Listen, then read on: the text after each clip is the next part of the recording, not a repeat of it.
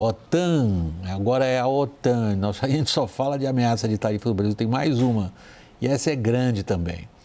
A OTAN disse hoje, terça-feira, que Brasil e China e Índia estão ameaçados de sofrer sanções das duríssimas se mantiverem o nível de comércio atual que tem com a Rússia. A reportagem de Mariana Giangiacomo. A declaração foi dada pelo secretário-geral da Aliança Militar, que se reuniu nesta terça com senadores dos Estados Unidos no Capitólio, em Washington. Mark Rutte disse que países como Brasil e China podem sofrer sanções secundárias caso continuem a fazer negócios com a Rússia. If you are the president of China, or the prime minister of India, or the president of Brazil, and you are still trading with the Russians and getting the oil and the gas in, and you sometimes even resell it for a higher price, know that if this guy in Moscow doesn't get serious about peace talks, I will slam secondary sanctions on you of 100%. A declaração confirma a ameaça feita pelo presidente americano Donald Trump de aplicar tarifas de 100% a nações que compram petróleo e gás russos dentro de 50 dias. Foi o prazo dado pelo republicano para que Moscou entre em um acordo com a Ucrânia sobre a guerra, uma forma de atingir o Kremlin economicamente. Depois de sofrer sanções de boa parte do Ocidente, a Rússia tem como grandes compradores os países do BRICS. A China é a maior compradora, com 129 bilhões de dólares em importações no ano passado. Já o Brasil importou 12 bilhões de dólares. Em todos os casos, o petróleo e outros recursos minerais lideram a demanda. Além da dependência econômica de países do BRICS, Putin usa o grupo para se contrapor ao Ocidente. Em mensagem à cúpula dos BRICS no começo do mês no Rio de Janeiro, o líder russo disse que o modelo liberal de globalização se tornou obsoleto e que o mundo empresarial está se voltando para os mercados emergentes. Na declaração final da cúpula sob a presidência brasileira, o grupo ainda mostrou preocupações com ataques da Ucrânia contra estruturas civis na Rússia. Nesta terça-feira, o chanceler russo Sergei Lavrov respondeu numa conferência na China às ameaças da OTAN e de Trump. Disse que o país consegue superar mais uma eventual rodada de sanções. У нас все-таки вот так же беспрецедентное количество санкций против нас объявлено. Справляемся, я нисколько не сомневаюсь, что мы справимся. Этот вывод тоже основан на оценке, на анализе независимых, в том числе многих западных economistas e políticos.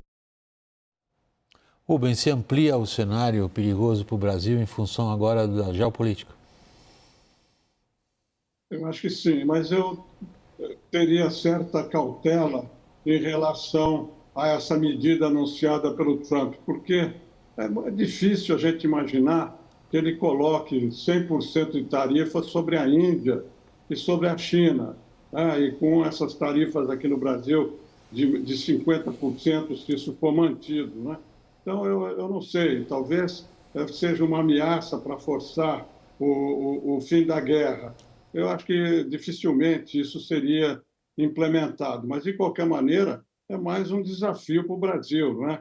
E, se for o caso, eu acho que a gente já devia começar a pensar em ter alternativas, né? Porque os países satélites da Rússia, né? O Cazaquistão, o Uzbequistão, eles têm petróleo, eles estão fora.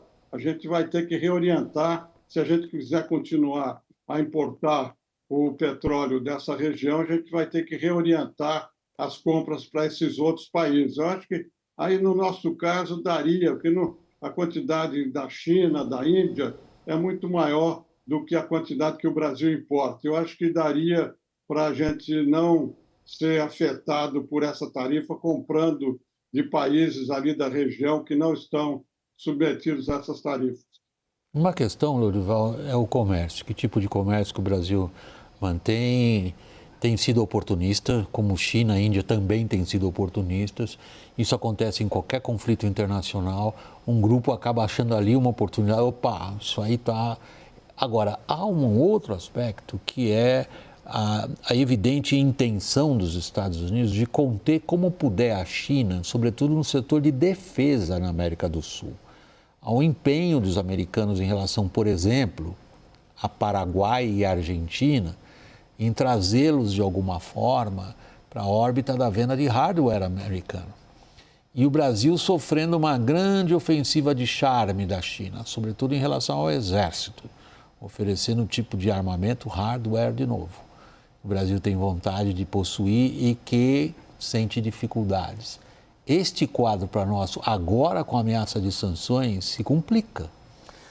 Exato, eu acho que a gente está agora no campo da geoeconomia, né? Quer dizer, que é usar a economia por interesses nacionais. E isso, o Trump trouxe isso e pode sim atingir o Brasil em cheio por causa das atuais posições do presidente Lula, né? O único ponto de convergência entre o Lula e o Trump até agora era a sua afinidade, seu apoio ao Putin, né? E isso, pelo menos neste momento, pode ser que se reverta novamente, mas neste momento o Trump está revendo essa posição, está querendo apoiar a Ucrânia. Chegou numa conversa com o Volodymyr Zelensky, falou assim: você bombardearia Moscou e São Petersburgo?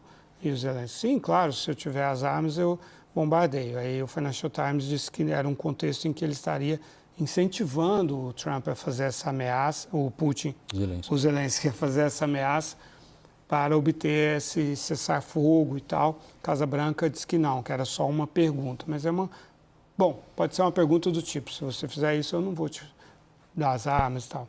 Mas, de qualquer maneira, acho que essas ferramentas que o Trump está usando de tarifas, e existe ainda uma outra, né, que ele ainda não ventilou, mas poderia usar também, que é o choke point do dólar, né? Você estrangular um país bloqueando o acesso ao dólar. Então, essas ferramentas geoeconômicas que o Trump traz para a mesa é algo que o Brasil precisa levar em consideração. Até aqui o presidente Lula parecia cauteloso quando se tratava de comércio, não é? De economia. Ele achava que os posicionamentos dele não teriam essa consequência. Eu acho que a gente vai estar naquela posição, Lorival, de esperar e ver, porque ele parece tão empolgado. Agora, né? Agora, então, antes depois ele do tarifaço. Cauteloso. Ele parece empolgado. Agora ele parece ter gostado da briga. Isso. Uhum. Rubens, queria a sua avaliação desse cenário geopolítico e como que o Brasil está se comportando nele em função desses últimos acontecimentos, das últimas horas. Olha, eu acho que esses acontecimentos mundiais, a partir da presidência do Trump, deixou muito clara a vulnerabilidade do Brasil na sua inserção global. O Brasil, um país de potência média, regional, tem vulnerabilidades não só internas, mas vulnerabilidades externas, né? Nós estamos falando da OTAN. Você imagine se a OTAN, dependendo da posição do Brasil, decide não vender equipamento de defesa para o Brasil. 99% das aquisições de defesa do Brasil vem da OTAN, dos Estados Unidos e da Europa.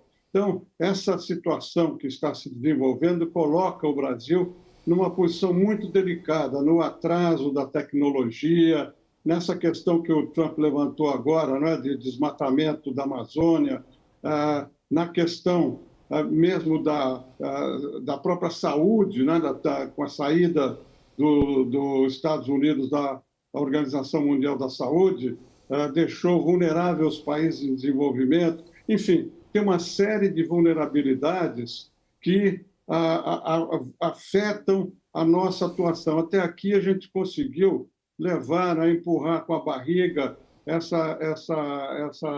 esse desafio que o Brasil tem. Mas eu acho que agora, com essas medidas e com esse cenário internacional, nós vamos ter que pensar, mudar a forma de atuar, pensar a médio e longo prazo, ter uma visão estratégica para poder evitar as vulnerabilidades, diminuir as vulnerabilidades e aumentar o aproveitamento das oportunidades que existem, né? Onde o Brasil é forte, né? No meio ambiente, na transição energética. Isso eu acho que vai ter que ser feito, ser visto, e, sobretudo, na campanha eleitoral do ano que vem, isso deve estar na mesa para a discussão dos candidatos à sucessão do atual governo.